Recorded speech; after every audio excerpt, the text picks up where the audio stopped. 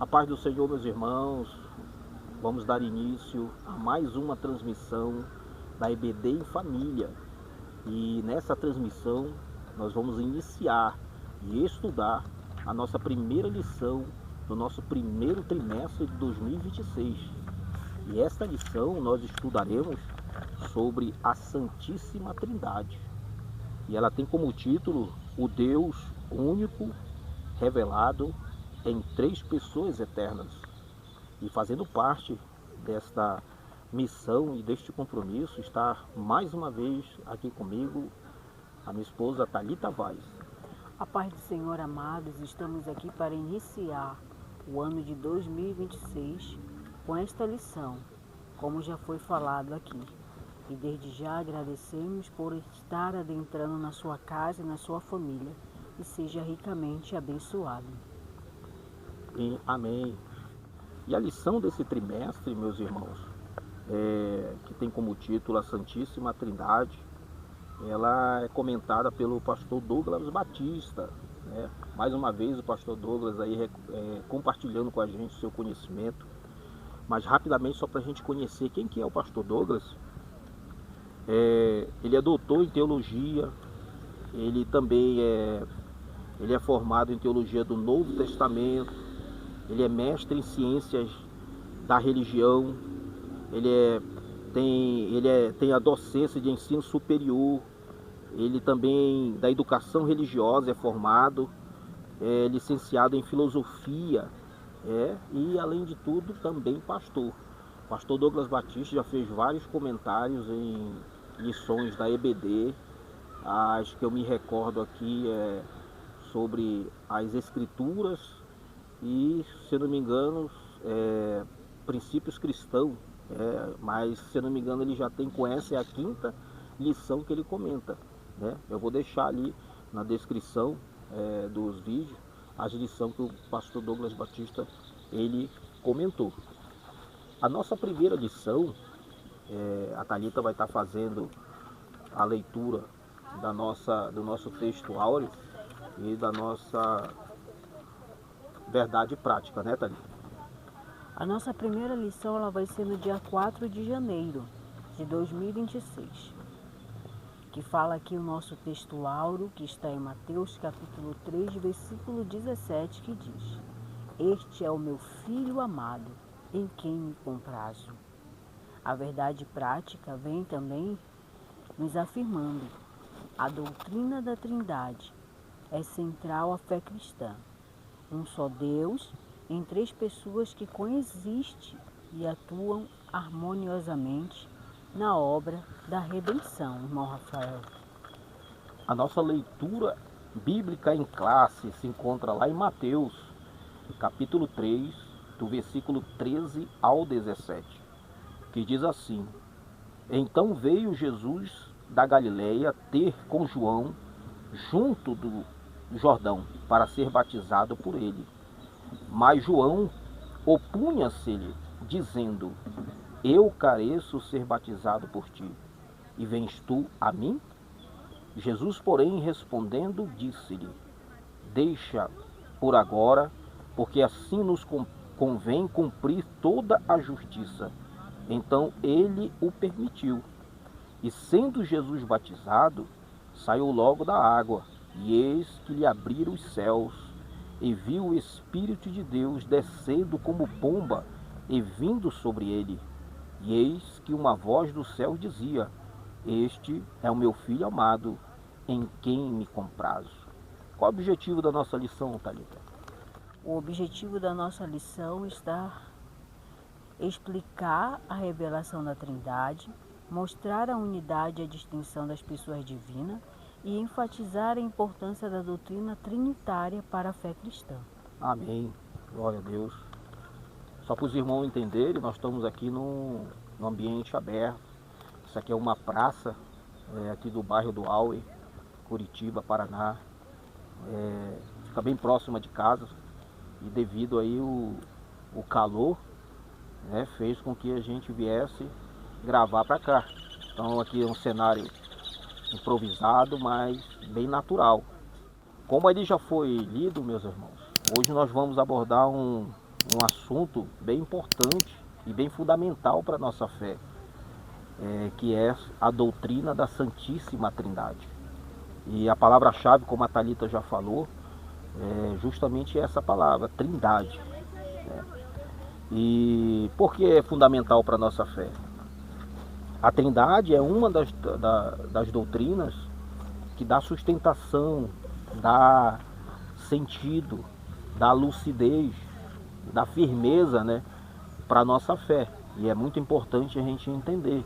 São várias outras doutrinas, por exemplo, a doutrina da salvação, a divindade de Cristo, a humanidade de Cristo, e muitas outras são doutrinas que elas alicerçam a nossa fé e é necessário a gente entender. A questão da doutrina da Santíssima Trindade é uma delas, e a nossa primeira lição nós vamos aprender ela através do batismo de Jesus. Não é isso, Thalita? Isso mesmo. E o nosso primeiro tópico vai falar a revelação trinitária no batismo de Jesus.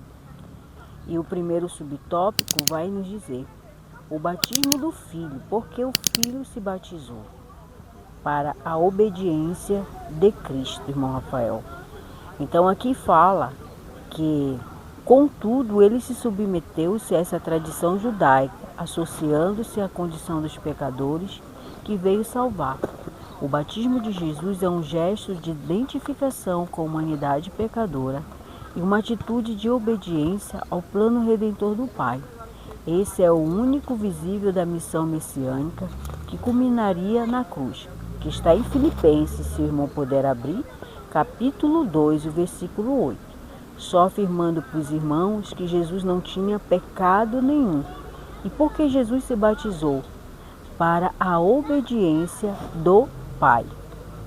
Sim, com certeza. É interessante porque alguns, muitas das vezes até para descaracterizar a doutrina da Trindade, traz em xeque a necessidade de Jesus se batizar. Porque, na verdade, para todos os seres humanos, para todos, o batismo, a princípio, ele é um reconhecimento, né?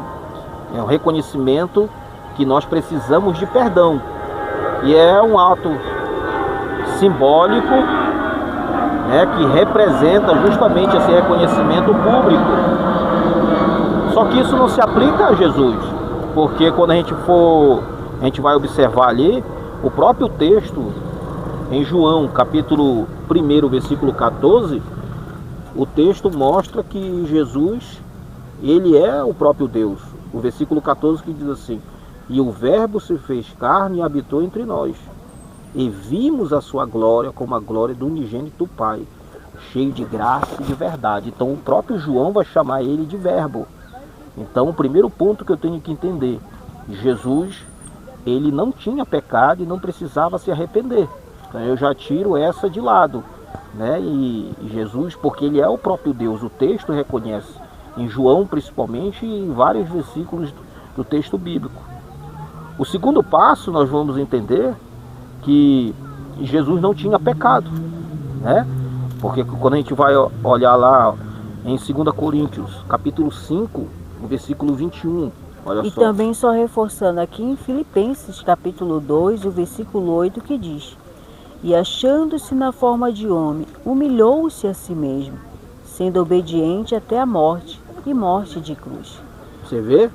Então ali o texto, a Thalita ela fecha ali, que a necessidade de Jesus se batizar, ele teve que passar por isso que ele fala que para se cumprir toda a justiça, justamente foi por isso, para que ele demonstrasse obediência ao Pai. Só que entre o ato de obedecer Jesus como homem, mas ao mesmo tempo ele como próprio Deus. O texto que a Thalita leu em Filipenses, capítulo 2, versículo 8, demonstra que o próprio Deus, através de Jesus Cristo, ele desce, se diminui, para que ele possa conviver no meio da humanidade através de Cristo, né? Para que ele possa habitar entre nós. E o que ele, como é que vê, relê aí, Thalita, 2:8. E achando na forma de homem, humilhou-se a si mesmo, sendo obediente até a morte e morte de cruz. Então esse daí é um texto que mostra que Cristo é o próprio Deus. Então ele se diminui, se fazendo como homem, né? E 2 Coríntios, como o irmão ia ler, eu encontrei aqui, capítulo 5, versículo 21 diz: Aquele que não conheceu o pecado, o fez pecador por nós, para que nele fôssemos feitos justiça de Deus. Que é como está falando aqui, né? Jesus não tinha pecado nenhum, mas ele se fez como nós, né? Sim. Então ali eu resumo, então qual era a necessidade que Jesus tinha, né, naquele momento? Era a necessidade de obedecer, de mostrar obediência, para que esse ato pudesse recair sobre nós, para que a gente pudesse ter um parâmetro de referência. Cristo se batizou não tendo pecado, sendo Deus, né?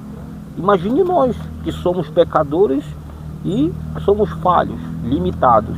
Amém. O nosso segundo tópico, Thalita. O nosso segundo tópico, ele vai esclarecer porque Jesus se batizou também. Aqui diz a descida do Espírito, né?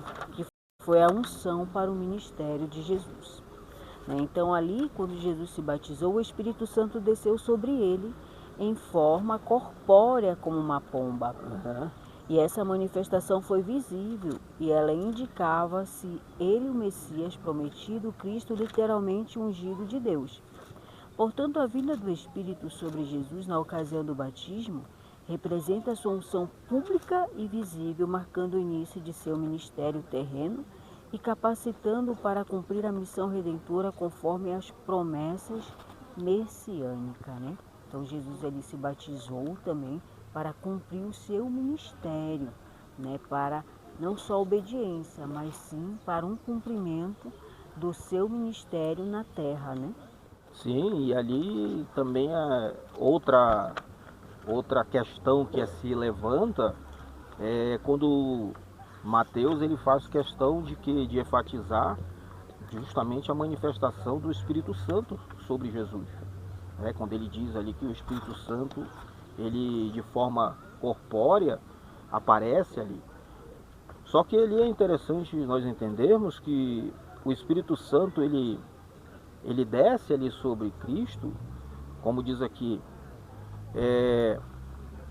não foi justamente para torná-lo Messias.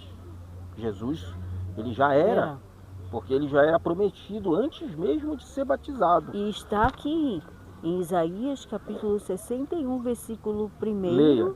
E o 2, que é no Antigo Testamento, diz: O Espírito do Senhor Jeová está sobre mim, porque o Senhor me ungiu para pregar boas novas aos mansos e enviou-me a restaurar os contritos de coração e a proclamar liberdade aos cativos e abertura de prisão aos presos, a pregoar o ano aceitável do Senhor e o dia da vingança do nosso Deus, a consolar todos os tristes. Tá vendo? Então, olha o que diz também em Isaías 11, e o versículo 2, que diz aqui, ó: E repousará sobre ele o Espírito do Senhor, e o Espírito de sabedoria e de inteligência, e o Espírito de conselho e de fortaleza, e o Espírito de conhecimento e de temor do Senhor.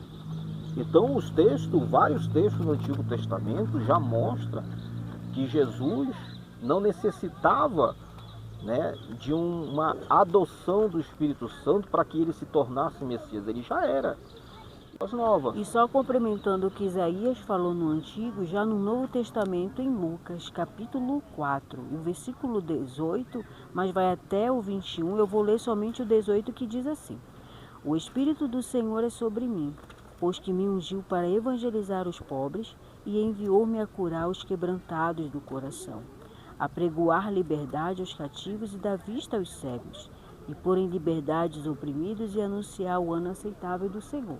Então, o que Isaías havia falado há muito tempo se cumpriu lá em Lucas, Sim. Quando isso aconteceu ali no batismo de Jesus, que veio ali para cumprir o seu ministério também. Mas, basicamente, o que nós temos a princípio que entender que nós não adoramos três deuses, nós adoramos um único Deus.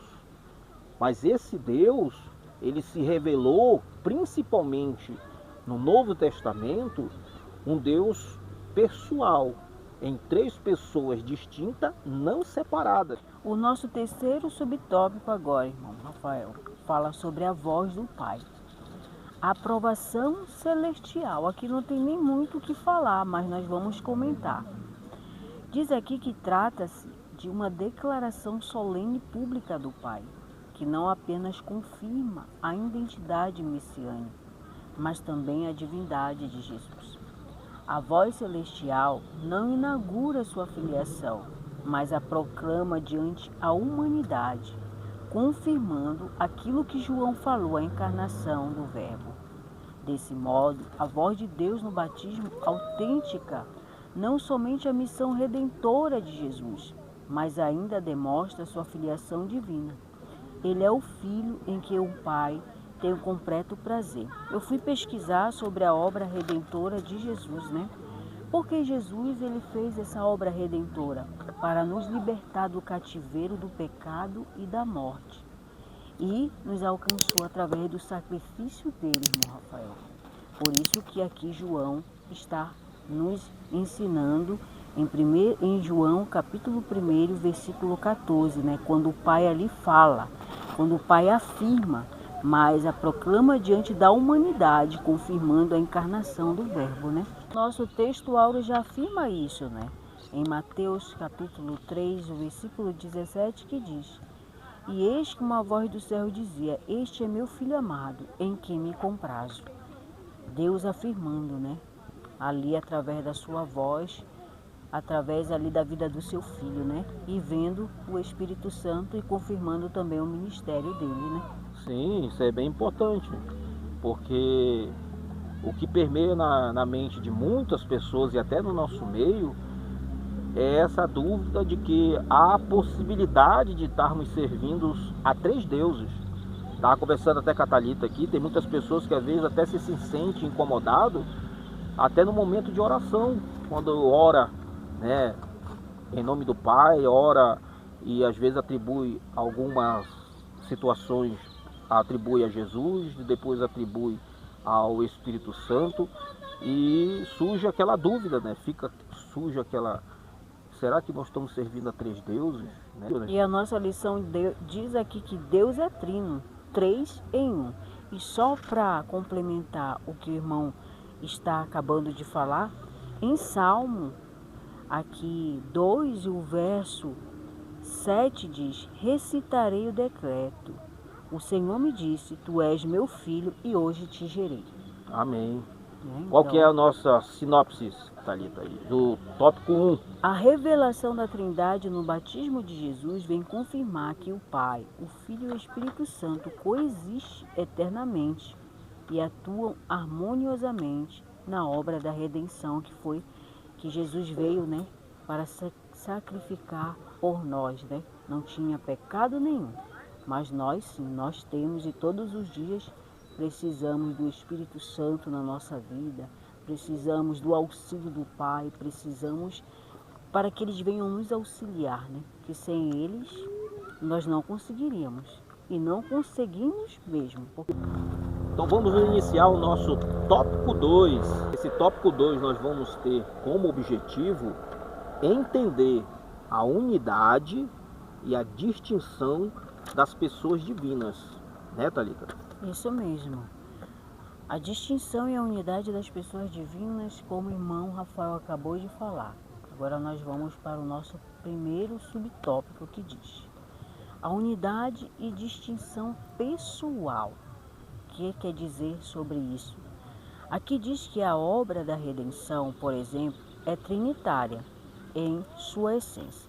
O Pai planeja em sua essência, o Filho executa a obra expiatória e o Espírito explica os benefícios da salvação. Assim, a unidade divina, longe de contradizer a Trindade, é enriquecida por ela, revelando um Deus que é, ao mesmo tempo, uno e em essência e triuno em pessoa. O Deus bíblico não é uma unidade absoluta, monolítica ou impessoal, mas sim uma unidade composta e dinâmica, eternamente subsistente em três pessoas distintas, Pai, Filho e Espírito Santo. Então, só reforçando aqui, irmão Rafael, sobre a distinção pessoal de cada um. Então, o Pai planeja e elege, o Filho executa a obra expiatória e o Espírito Santo vem aplicar os benefícios da salvação, que é Ele que nos leva a nos arrepender dos nossos pecados. Esse segundo tópico ele vai dar um esclarecimento a mais para a gente entender a funcionalidade da Trindade, que ela ao mesmo tempo que é um, mas também ao mesmo tempo ela é três, só que não se separam.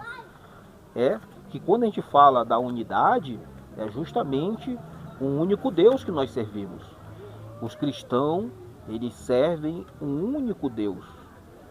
Só que essa divindade, esse Deus Todo-Poderoso, ele se apresenta em três pessoas, né? Que justamente essa parte da distinção da pessoa, né? E aqui no início do tópico do tópico 2, do subtópico 1 que nós estamos lendo, aqui ele dá um exemplo aqui de dois termos gregos, ousia e hipostasis.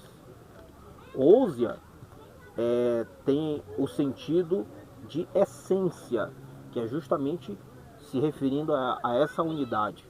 Então, Jesus, o Espírito Santo e Deus, eles têm a mesma essência, a mesma substância, né? E hipostasse, né, que quer dizer são pessoas distintas, como você leu. O Pai planeja e elege, o Filho executa a obra expiatória e o Espírito Santo ele aplica os benefícios da salvação. Isso, e hipostasis. Então, um termo grego, ele dá o sentido da unidade, e o outro termo grego, ele dá o sentido justamente da distinção das pessoas. E aqui sobre o texto que fala sobre Jesus, que é um texto bem conhecido, que é em João 3,16, que diz assim, que todos nós já conhecemos, né? Então, porque Deus amou o mundo de tal maneira que deu seu Filho unigênito, para que todo aquele que nele crê não pereça, mas tenha a vida eterna. Que já fala aqui, né? Para que o Filho veio. Aqui diz que o Filho veio para executar a obra expiatória pelo amor do Pai, né? Então, se você for ver aqui como foi falado, eles são uno e em essência, né? E trino quer dizer três, mas em essência, e uno aqui diz de forma diferente, em ações diferentes, né? Que Deus é um ser pessoal. Só que cada pessoa age de uma forma. Então aqui o nosso primeiro subtópico, nós entendemos a unidade e a distinção das pessoas, né, que formam a Trindade. Isso mesmo, irmão. O nosso segundo subtópico, a pluralidade na unidade no Antigo Testamento. O Antigo Testamento aponta para uma pluralidade dentro da unidade divina, né? O nome hebraico Elohim, plural de Eloá, é utilizado para designar o Deus único de Israel.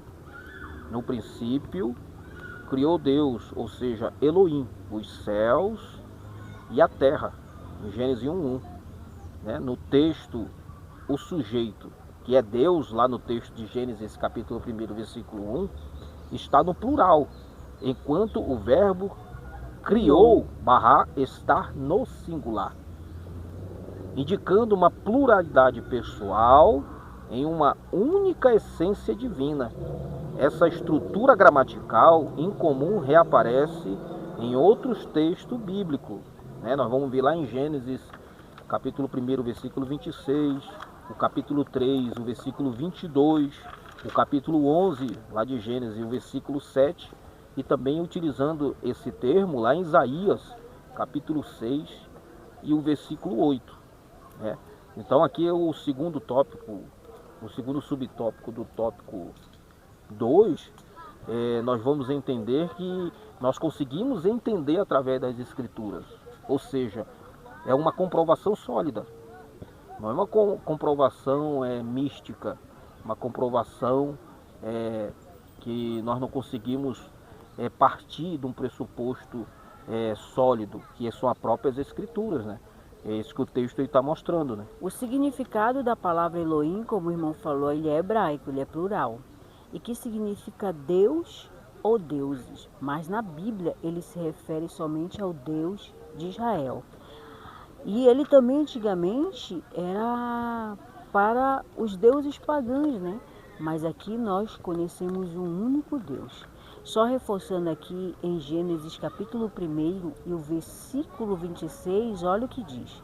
E disse Deus, façamos o homem à nossa imagem, conforme a nossa semelhança, e domine sobre ele os peixes do mar, e sobre as aves do céu, e sobre o gado, e sobre a terra, e sobre todo réptil que se move sobre a terra. Então Deus nos fez, não criou.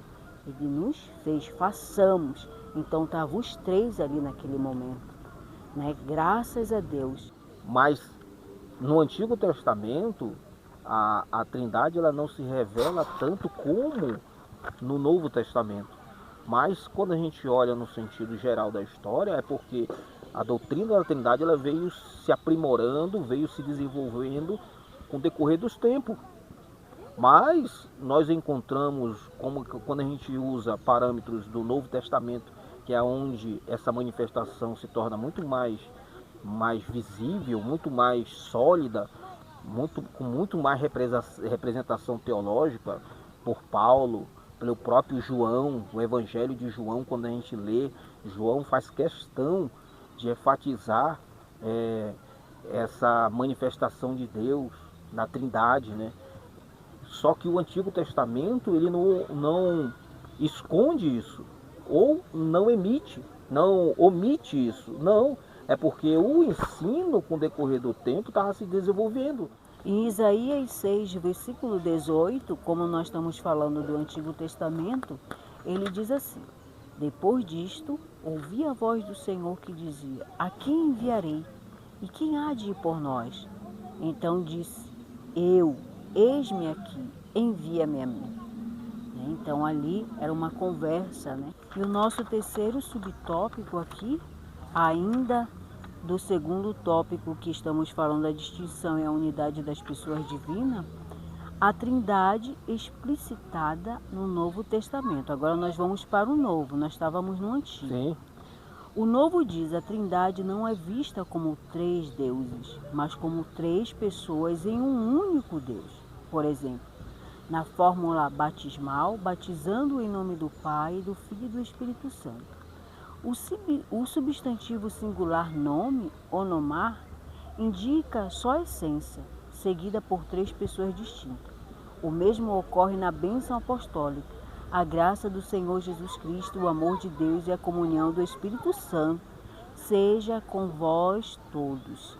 Logo aqui abaixo diz, ainda as Escrituras afirmam que fomos eleitos segundo a presciência de Deus Pai, em santificação do Espírito para a obediência à expressão do sangue de Jesus Cristo. Então aqui a participação das três pessoas divinas na obra da salvação, ela é nítida, irmão. Ela é evidenciada. E Paulo ainda acrescenta, há um só corpo e um só Espírito, um só Deus. Um só Deus e Pai de todos. Essa trindade, Espírito, Senhor e Deus Pai, reflete, obviamente, a estrutura trinitária da divindade. Né? Que bênção, graças a Deus. Como a própria edição ela tá utilizando esse termo grego, ônoma, que essa palavra ela se aplica numa apresentação da unidade e ao mesmo tempo da diversidade. Que ele dá um exemplo até da bênção apostólica. Então ele vai abençoar as pessoas com a bênção de um único Deus. Mas esse Deus ele vai demonstrar ao mesmo tempo a diversidade, né? Que ele fala a graça de nosso Senhor Jesus Cristo, ó, e o amor de Deus e a comunhão do Espírito Santo seja com todos vós, todos, que está em 2 Coríntios, capítulo 13, versículo 13. Então o texto ele mostra a adversidade mas o entendimento mostra a unidade. E quem sabe muitos irmãos, como eu, tínhamos em dúvida, irmão Rafael. Eu, quando aceitei Jesus, eu não me batizei logo, porque muitas pessoas não me ensinaram, né? Só falavam que eu tinha que me batizar. E quem sabe você está passando por isso também. E eu dizia que eu não ia me batizar. Eu aceitei Jesus, passei alguns anos sem me batizar nas águas. E logo depois uma pessoa veio e falou: Thalita, você tem que confessar através do batismo nas águas o arrependimento dos teus pecados. E foi quando eu pedi ao Senhor uma confirmação e o Senhor falou comigo em sonhos. Né? Então quem sabe você também está passando por este momento, esse contrito e dizer: eu não preciso me batizar nas águas. Mas aqui através da lição estamos vendo que é para arrependimento. E para mostrar para a sociedade, para as pessoas do seu convívio, que você verdadeiramente se arrependeu dos seus pecados e que todos os dias precisamos nos arrepender dele verdadeiramente, irmão. E isso permeia na vida de muitas pessoas. Então é muito importante você que está nos assistindo, acompanhando esse momento desse estudo, e procurar se aprofundar para que a nossa fé ela se torne muito mais sólida e entendida, porque o cristão, ele tem uma fé lógica, ele não é uma fé louca, uma fé sem orientação. Nós encontramos um respaldo muito grande, muito vasto, né, de entendimento bíblico, e isso é muito importante para que a gente possa trazer lucidez não somente para nós, mas para as pessoas também que estão em nossa volta, né? Então aqui, para finalizar o nosso segundo tópico, então nós entendemos que a Trindade explícita, está bem explícita no Novo Testamento, né? Então ali é um só Deus em 3 pessoas, né? E a sinopse 2 vem afirmando, né, tudo que nós já falamos. A unidade e a distinção das pessoas divinas mostra que a Trindade não é 3 deuses, mas um só Deus em essência, revelado com o Pai, o Filho e o Espírito Santo. Então vamos para o nosso tópico 3. O nosso tópico 3, ele vai falar do desenvolvimento da doutrina da Trindade, né? Que tem como título assim: a relevância da Trindade para a fé cristã. O nosso primeiro subtópico, ele vai relatar o desenvolvimento dessa doutrina. Como no princípio eu já tinha falado, que a doutrina da Trindade, ela se encontra de Gênesis a Apocalipse. Só que em determinados textos, principalmente em Gênesis, ela demonstra que ela vem num desenvolvimento histórico. E ela vai se tornar muito mais nítida no Novo Testamento. Então aqui o nosso terceiro tópico, ele vai ali relatar que o cristianismo, ele sofreu muitos ataques justamente porque se encontrava dificuldade de explicar sobre a Trindade, né?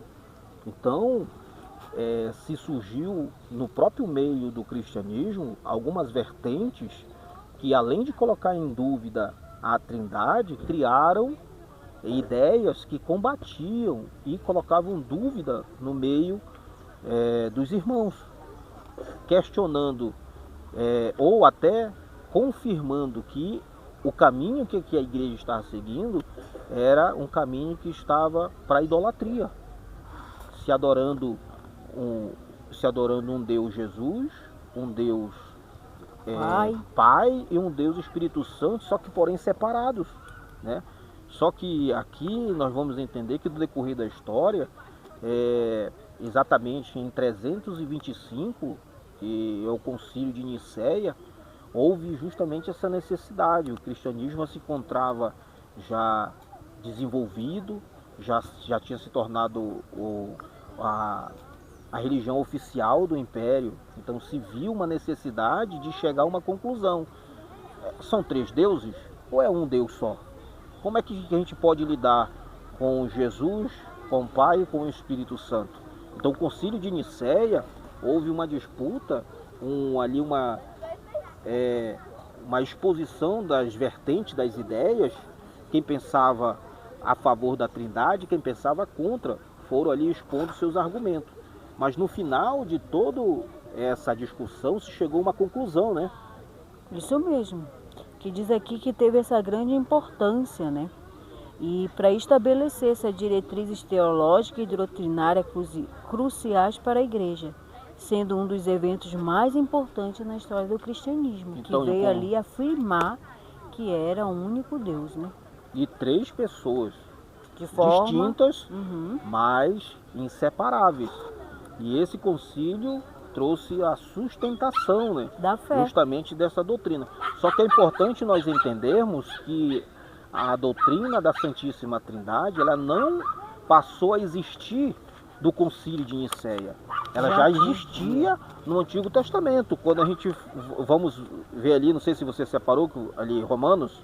Romanos, capítulo 1 e o versículo 3 e 4, que diz: acerca de seu filho que nasceu da descendência de Davi segundo a carne, declarou o Filho de Deus em poder segundo o Espírito de santificação, pela ressurreição dos mortos, Jesus Cristo nosso Senhor. Você observa, então, Romanos, bem antigo, bem mais antes do que o concílio de Nicéia.